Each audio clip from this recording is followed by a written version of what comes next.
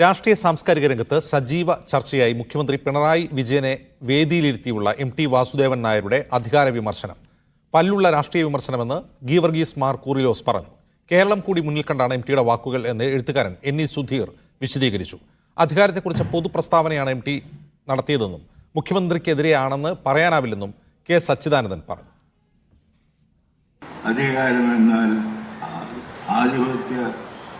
ആധിപത്യമോ സർവാധിപത്യമോ ഈ ആൾക്കൂട്ടങ്ങളെ എളുപ്പം ക്ഷോഭിപ്പിക്കാം, ആരാധകരാക്കാം, പടയാളികളുമാക്കാം. Kerala literature festival ഉദ്ഘാടന വേദിയിൽ മുഖ്യമന്ത്രി പിണറായി വിജയന്റെ സാന്നിധ്യത്തിൽ എം.ടി പറഞ്ഞ ഈ വാക്കുകൾ സാമൂഹ്യ രാഷ്ട്രീയ മേഖലയിലുണ്ടാക്കിയത് വലിയ പ്രകമ്പനമാണ്. ഒത്തിരി നാളുകൾക്ക് ശേഷമാണ് ഒരു പ്രമുഖ സാംസ്കാരിക നായകനിൽ നിന്ന് പല്ലുള്ള രാഷ്ട്രീയ വിമർശനം കേൾക്കുന്നതെന്ന് ഗീവർഗീസ് കുർലോസ് ഫേസ്ബുക്കിൽ കുറിച്ചു. മൂർച്ചയുള്ള ശബ്ദം, കാതുള്ളവർ കേൾക്കട്ടെ എന്നും കുർലോസ് എഴുതി.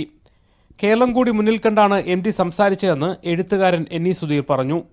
തീർച്ചയായിട്ടും അത് അദ്ദേഹം മനഃപൂർവ്വം കൃത്യമായി വളരെ ദിവസങ്ങളായി അദ്ദേഹത്തിന്റെ മനസ്സിലുള്ള വിഷമങ്ങളും ആദികളും കൃത്യമായി എഴുതി വെച്ചതാണെന്ന കാര്യത്തിൽ എനിക്ക് സംശയമൊന്നുമില്ല. അദ്ദേഹത്തിന്റെ വളരെ തികഞ്ഞ ബോധ്യത്തോടുകൂടി വളരെ ഉത്തരവാദിത്വത്തോടുകൂടി കേരളീയ സമൂഹത്തോട് അല്ലെങ്കിൽ ഇന്ത്യൻ സമൂഹത്തോട് പറയേണ്ടതുള്ളൂ എന്ന ഉദാഹരണത്തിന് എം.ടിയുടെ വാക്കുകൾ മുഖ്യമന്ത്രിയെക്കുറിച്ച് ആകില്ലെന്ന് പറഞ്ഞ കവി കെ സച്ചിദാനന്ദൻ ആ വാക്കുകൾക്ക് പല വ്യാഖ്യാനങ്ങൾ നൽകാമെന്നും കൂട്ടിച്ചേർത്തു. അമിതാധികാര പ്രകടനത്തിനോ അമിതാധികാര പ്രയോഗത്തിനോ ഒക്കെ എതിരായിട്ടുള്ള ഒരു സാമാന്യ പ്രസ്താവം എന്നുള്ള നിലയ്ക്കാണ് എടുക്കേണ്ടത്. കാരണം അത് അങ്ങനെയാണെങ്കിൽ നമുക്ക് ഇന്ത്യയുടെ സന്ദർഭവും എടുക്കാവുന്നു. ആരെയാണ് എം.ടി ലക്ഷ്യമിട്ടതെന്നതിൽ വ്യത്യസ്ത അഭിപ്രായങ്ങൾ ഉയരുന്നുണ്ട്.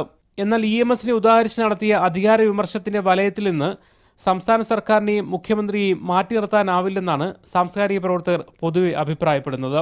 മുഹമ്മദ് അസ്ലം, മീഡിയ 1, കോഴിക്കോട്.